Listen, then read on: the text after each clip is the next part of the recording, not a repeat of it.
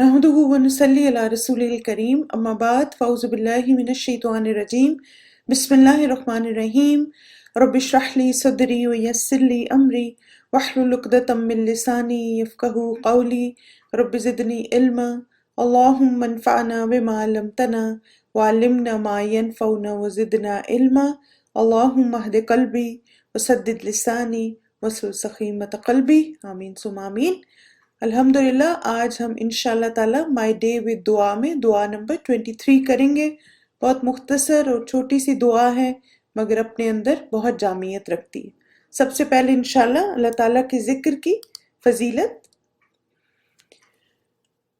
इंसान को हर वक्त इस्तग़फ़ार की सख्त ज़रूरत रहती है, ख़ुसूसन दौरे हाजिर में, क्योंकि इस वक्त गुनाहों और फितनों की भरमार है। नीज़ इस्तग़फ़ार दुनियावी और उख़रवी ज़िंदगी में कामयाबी का ज़ामन भी है। चुनाचे इस्तग़फ़ार खैर व भलाई का दरवाज़ा और तकालीफ और मसाइब टालने का सबब है और मुसीबतों से तहफ़्फ़ुज़ हासिल करने का ज़रिया है। तो आप देखें कि अल्लाह सुब्हान ताला के ज़िक्र में जहाँ पे हम बहुत सारी तस्बीहात करते हैं, उनमें एक और ज़िक्र जो हमने शामिल करना है वो है इस्तग़फ़ार। और ख़ास तौर पर आज के दौर में जब आप हर तरफ इतने फितने देखते हैं और हर वक्त ही दुनिया मुख्तलिफ तरीक़ों से हमें अट्रैक्ट करती है कि हम अल्लाह के रास्ते को छोड़ के शैतान का रास्ता अपना लें, तो इन हालात में जब इंसान इस्तग़फ़ार करता रहता है तो अल्लाह की रहमतें बरकतें समेटता रहता है और इन शुरूर को बेहतर तरीके से अपने से दूर भी कर सकता है और बेहतरीन तरीके से अल्लाह की इबादत कर सकता है। और फिर हम ये भी देखते हैं कि इस्तग़फ़ार करना ना सिर्फ हमें गुनाहों और फितनों से बचाता है बल्कि दुनिया और आखिरत की ज़िंदगी में कामयाबी की ज़मानत भी ऐसे इंसान के लिए है। जैसे एक हदीस का खुलासा है कि नबी सल्लल्लाहु अलैहि वसल्लम ने फरमाया कि उस शख्स के लिए खुशखबरी है जिसके आमाल नामे में सबसे ज़्यादा इस्तग़फ़ार पाया जाता हो। और इसी तरह ये इंसान के लिए खैर व भलाइयों के दरवाज़े खोलता है। फिर मुसीबत मुश्किल आए तो इस्तग़फ़ार की कसरत जो है तकालीफ और मुसीबत को टालने का ज़रिया है और मुसीबतों से इंशाअल्लाह तहफ़्फ़ुज़ भी मिलेगा। आज की हमारी जो दुआ है माय डे विद दुआ वो है अस्तग़फ़िरुल्लाह। मैं अल्लाह से बख्शिश मांगता हूँ और ये हमने सुबह 100 बार पढ़ना है इसको 100 टाइम्स। अबू मूसा अशअरी रदियल्लाहु अन्हु कहते हैं कि हम बैठे हुए थे और नबी करीम सल्लल्लाहु अलैहि वसल्लम आए, फिर फरमाया मैंने कोई सुबह ऐसी नहीं की जिसमें 100 मरतबा अल्लाह से इस्तग़फ़ार अस्तग़फ़िरुल्लाह मैं अल्लाह से बख्शिश मांगता हूँ ना किया हो। और ये जैसे सिर्फ सुबह के वक्त आपने 100 बार पढ़ना है, लेकिन any time of the day आप इंशाल्लाह अस्तग़फ़िरुल्लाह की तस्बीह पढ़ सकते हैं। इस छोटी सी मुख्तसर दुआ में हम अल्लाह सुब्हानहू तआला से गुनाहों की बख्शिश, उनकी माफ़ी और उनकी पर्दा पोशी की दुआ कर रहे हैं। और इस दुआ के अहम नुकात क्या हैं अस्तग़फ़िरुल्लाह के? रोज़ाना सुबह इस्तग़फ़ार करना एक और दिन मिलने पर शुक्रगुजारी है, अपने आमाल की इस्लाह और उसमें बेहतरी लाने की तौफ़ीक पर। यानी अल्लाह ताला ने हमें एक और दिन दिया, अगरचे कल के दिन में हमसे बहुत गलतियाँ कमी कोताही हुई, लेकिन आज दोबारा अल्लाह ताला ने हमें एक दिन दिया, तो हम अपने दिन का आगाज़ बिल्कुल ऐसे कर रहे हैं कि अपने आप को साफ सुथरा करके कि या अल्लाह जो कल मुझसे कमी कोताही हुई या इवन रात को भी, तो या अल्लाह उसको माफ़ कर दे और आज के दिन में मैं साफ आमाल नामे के साथ अपने दिन का आगाज़ करूं। फिर एक हदीस का मफ़हूम है कि बनी आदम खताकार है और बेहतरीन खताकार तौबा करने वाले हैं। तौबा करने वाले कौन होते हैं? जो बार बार अल्लाह की तरफ रुजू करते हैं। हर काम करने के बाद उन्हें एक बेचैनी होती है कि पता नहीं अल्लाह ने कबूल किया कि नहीं, कहीं नीयत तो नहीं ख़राब होगी, कहीं कुछ मैं भटक तो नहीं गया, फिसल तो नहीं गया। बार बार वो अल्लाह को रुजू करता है। तो अल्लाह ताला हमें हमेशा उसकी तरह रुजू करने वाला बनाए और बेहतरीन इंसानों में से बनाए जो कोई भी ख़ता और गलती करते हैं तो फ़ौरन अपने रब की तरफ पलटते हैं। यानी इससे ये भी पता चलता है कि एक ईमान वाले का ज़मीर हर वक्त जिंदा रहता है, यानी उसका ज़मीर मुर्दा नहीं होता कि वो गलतियां भी करे, गुनाह भी करे और कोई एहसास भी ना हो और उसके कान पे जूं तक ना रेंगे। नहीं, छोटी सी खता हो, छोटी सी गलती हो, कोई थोड़ा सा गुस्सा कर दिया या मूड ऑफ कर लिया और इंसान फौरन एहसास ہو اس کو کہ نہیں مجھے ایسے نہیں کرنا چاہیے تھا، یا مثلا وضو کیا اور بے دہانی میں کیا، پھر احساس ہوا تو فوراً انسان اللہ کی طرف پلٹے اور رجوع کرے کہ یا اللہ میں نے آج اپنے اس حق کو ادا کرتے ہوئے کمی کی تو مجھے اس پہ معاف کر دے۔ اسی طرح جہاں پر استغفر اللہ ہمیں اللہ تعالیٰ سے ہمارا تعلق مضبوط کرتا ہے، اس کے اور بھی بہت سارے فوائد ہیں کہ استغفار کی کثرت انسان کے لیے رزق کے دروازے کھولتی ہے اور پیش آنے والی رکاوٹوں کا توڑ بھی ہے۔ ذہن اور دل کو صاف کرنے والی دعا ہے یہ۔ جیسے آپ دیکھیں مثلا رزق کا جو تصور اسلام میں پایا جاتا ہے وہ بہت وسیع ہے۔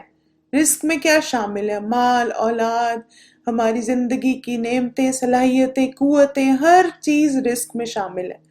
تو بعض اوقات ہمارے پاس سب کچھ ہوتا ہے لیکن ہم ان چیزوں سے فائدہ نہیں اٹھا پاتے۔ اس کی کیا وجہ ہوتی ہے؟ کہ کوئی گناہ یا کوئی ہماری خطا ہوتی ہے جو کہ آڑے آ رہی ہوتی ہے۔ تو استغفار کرنا ایک طرح سے ان ساری رکاوٹوں کو دور کر دیتا ہے۔ آپ کو مالی مشکلات ہو سکتی ہیں، آپ کی ڈومیسٹک لائف میں مسئلے ہو سکتے ہیں، آپ کے ریلیشن شپ میں مسئلے ہو سکتے ہیں، اور بعض اوقات ان کی وجہ ہماری کوئی گناہ یا غلطی ہوتی ہے۔ جیسے مجھے ایک ابن سیرین کا واقعہ یاد آ رہا ہے کہ ایک دفعہ ان پر بہت مصیبتیں اور مشکلیں آئیں تو ان سے کسی نے کہا کہ آپ مطلب اتنے نیک بزرگ ہیں، عالم دین ہیں، آپ پر یہ مشکلات اور پریشانیاں؟ تو انہوں نے کہا کہ یہ میرے اس گناہ کی سزا ہے جو میں نے 40 سال پہلے کیا تھا۔ تو ہمیں نہیں پتا ہوتا کہ ہم پہ جو اس وقت مشکل آ رہی ہے وہ ابھی آج کل کے گناہوں کی وجہ سے یا ہو سکتا ہے جو میں نے پاسٹ میں کیے اور مجھے یاد بھی نہیں۔ تو انسان جب استغفار کرتا ہے اللہ تعالیٰ سے تو وہ اصل میں ساری کمی کوتاہیوں کی معافی مانگ رہا ہوتا ہے جو اسے یاد ہوتی ہیں اور جو اسے نہیں بھی یاد ہوتی۔ تو جب وہ مانگتا رہتا ہے اللہ سے معافیاں اور صاف کرتا رہتا ہے اپنے آپ کو، تو انشاءاللہ پھر وہ رکاوٹیں بھی دور ہوتی جاتی ہیں اور پھر اس کی زندگی میں سکون اطمینان آ جاتا ہے۔ اسی طرح میں نے ایک جگہ کہیں پڑھا تھا کہ جس طرح کچھ غذائیں کھانے سے انسان کا جسم ڈی ٹاکس ہوتا ہے، اسی طرح استغفار کرنے سے ہمارا دل اور ذہن ڈی ٹاکس ہو جاتا ہے۔ تو آپ کہہ سکتے ہیں کہ استغفار جو ہے وہ روح کو ڈی ٹاکس کرتا ہے، اس کو صاف کرتا ہے، اس کی مرمت کرتا ہے، اس کو ٹھیک ٹھاک صاف ستھرا کر دیتا ہے۔ پھر اسی طرح استغفار کرنا بندے کا خود کو رب کے سامنے عاجز کرنا ہے کہ وہی ہمارے گناہ معاف کر سکتا ہے اور نیکیوں کی توفیق دے سکتا ہے۔ اور پھر آپ نے دیکھا ہوگا کہ نبی صلی اللہ علیہ وسلم ہر عبادت کے بعد جو مختلف اذکار کرتے تھے ان میں استغفار بھی شامل تھا۔ پھر ہم کچھ اور اس کی اہمیت کے بارے میں چیزیں دیکھتے ہیں کہ کیوں نبی صلی اللہ علیہ وسلم اتنے کثرت سے استغفار کرتے تھے۔ قرآن مجید کی آیت ہے سورہ مزمل آیت 20، وَأَقِيمُوا الصَّلَاةَ وَآتُوا الزَّكَاةَ وَأَقْرِضُوا اللَّهَ قَرْضًا حَسَنًا وَمَا تُقَدِّمُوا لِأَنفُسِكُم مِّنْ خَيْرٍ تَجِدُوهُ عِندَ اللَّهِ هُوَ خَيْرًا وَأَعْظَمَ أَجْرًا وَاسْتَغْفِرُوا اللَّهَ إِنَّ اللَّهَ غَفُورٌ رَحِيمٌ۔ نماز قائم کرو اور زکوٰۃ دو اور اللہ کو قرض حسنہ دو، جو اپنے لیے بھلائی آگے بھیجو گے اسے اللہ کے ہاں موجود پاؤ گے، وہ بہتر اور اجر کے اعتبار سے بہت بڑا ہے۔ اللہ سے بخشش مانگتے رہو، بے شک اللہ بڑا غفور رحیم ہے۔ اب آپ دیکھیں یہاں پہ مختلف عبادات کا ذکر ہے، نماز کا ذکر ہے، زکوٰۃ کا ذکر ہے، اللہ کے راستے میں خرچ کرنے کا ذکر ہے اور نیکیوں کا ذکر ہے، اور اس کے بعد کیا کہا گیا؟ وَاسْتَغْفِرُ اللَّهِ۔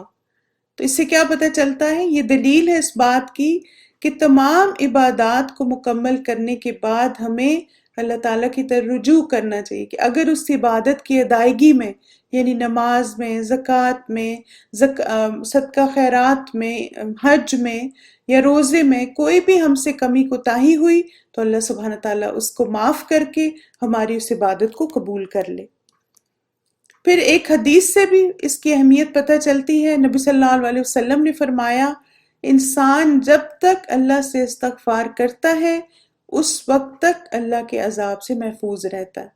یہ مسند احمد کی حدیث ہے۔ تو آپ دیکھیں اس حدیث سے کیا بات سمجھ آئی کہ استغفار نہ صرف ہمارے پچھلے گناہوں کو اعمال نامے سے صاف کر دیتا ہے اور ہمیں پاک صاف کرتا ہے، بلکہ استغفار سے انسان عذاب سے بھی بچ جاتا ہے۔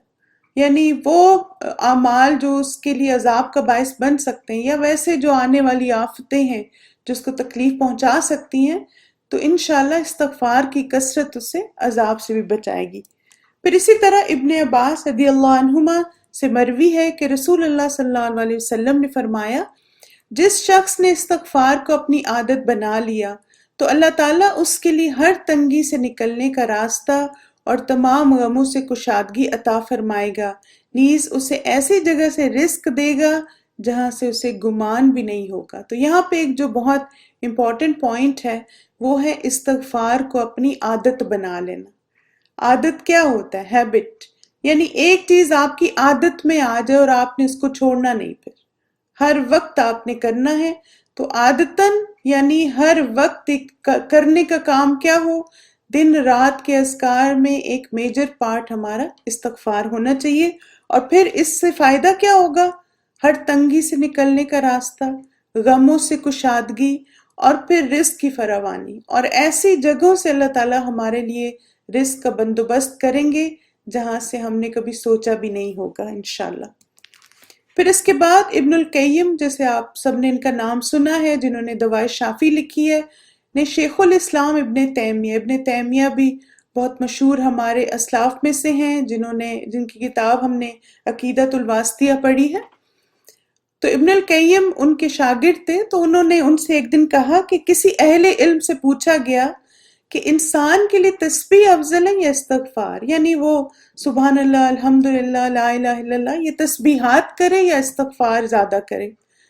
آپ فرماتے ہیں، تو انہوں نے فرمایا اگر کپڑا پہلے ہی پاک صاف ہو تو خوشبو والی دھونی اور عرق گلاب اس کے لیے مفید ہوتا ہے، یعنی اگر آپ اس پہ بخور لگائیں گے یا کچھ بھی تو وہ کپڑا ایبزارب کر لے گا، اس سے خوشبو آئے گی۔ اور اگر کپڑا میلا کچیلا ہو تو صابن اور گرم پانی اس کے لیے زیادہ مفید ہے، یعنی پہلے کپڑے کو صاف کیا جائے پھر اس پہ خوشبو لگائی جائے۔ پھر مجھے انہوں نے فرمایا جب ہمارے کپڑے ہی میلے ہیں تو تسبیح کا کیا فائدہ، ہمیں استغفار ہی کرنا پڑے گا۔ تو ابن تیمیہ نے بہت ہی خوبصورت انداز میں، آپ دیکھیں، اپنے طالب علم کو، اپنے شاگرد ابن قیم کو سمجھا رہے ہیں کہ تسبیح بھی ضروری ہے، لیکن تسبیح تب فائدہ دے گی جب اعمال نامہ صاف ستھرا ہوگا، ہم صاف ستھرے ہوں گے۔ تو آپ دیکھیں، اس سے پتہ چلتا ہے کہ تسبیحات بھی ضروری ہیں اور ساتھ استغفار بھی ضروری ہے۔ استغفار ہمیں گناہوں سے پاک کرے گا، اور تسبیح بالکل ایسی ہے جیسے انسان کی زندگیوں میں خوشبو بکھیرنے والی چیز۔ تو لہٰذا دونوں کا کمپلسری ہونا ضروری ہے۔ اور آئی ایم شور کہ میرے ذہن میں بھی یہ سوال تھا کہ کس کی فضیلت زیادہ، اور تو ابن قیم کا جب یہ میں نے سوال پڑھا اور ابن تیمیہ کا جواب یہ پڑھا تو بہت یہ چیز کلیئر ہو گئی کہ یہ دونوں لازم اور ملزوم ہیں، یعنی ایک چیز ہمیں صاف ستھرا اپنے آپ کو کرنے کے لیے چاہیے، اور دوسری ہمارے درجات کی بلندی کے لیے اور اپنے رب کے قرب کے لیے چاہیے۔ تو مجھے امید ہے کہ یہ سارے فضائل اور اہمیت استغفار کی جان کے اب آپ اپنے ذکر کا اور اپنی تسبیحات اور اپنی دعاؤں کا ایک میجر پارٹ آپ انشاءاللہ استغفار بھی رکھیں گے۔ اور الحمدللہ رمضان میں خاص طور پر آپ دیکھیں آخری 10 راتوں میں اللہ تعالیٰ بہت، پورے رمضان کے مہینے میں ہی اللہ تعالیٰ لوگوں کو جہنم سے آزاد کرتے ہیں۔ اللہ تعالیٰ ہمیں بھی ان لوگوں میں شامل فرمائے جن کو جہنم سے آزادی ملے گی۔ اللہ تعالیٰ ہم سب کے گناہوں کو معاف کرے، اور اللہ تعالیٰ ہمیں سچے دل سے یقین اور ایمان کے ساتھ اپنے گناہوں کی معافی مانگنے کی توفیق عطا فرمائے، آمین۔ چلیے اس کو اب دیکھ لیتے ہیں۔ اس کی ایک ہی جیسے چھوٹی سی تسبیح ہے یہ، استغفر اللہ، میں اللہ سے بخشش مانگتا ہوں۔ استغفرو کا مطلب ہے میں بخشش مانگتا ہوں اللہ سے۔ تو یہاں پہ چھوٹے سے کلمات ہیں دو، لیکن آپ دیکھیں کہ ان کو کرنے کا کتنا زیادہ فائدہ ہے، اور اس کے ساتھ ساتھ انشاءاللہ تعالی آپ اپنی زندگی میں اور بھی بہت ساری خیر و بھلائی محسوس کریں گے۔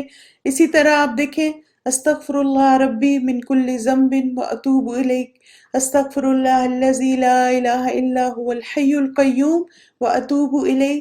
تو مختلف جو استغفارات ہیں ان کو بھی شامل کیجیے، اور یہ تو تسبیح صبح ہم نے انشاءاللہ روزانہ پڑھنی ہے، اور باقی دن میں جو باقی استغفارات ہیں۔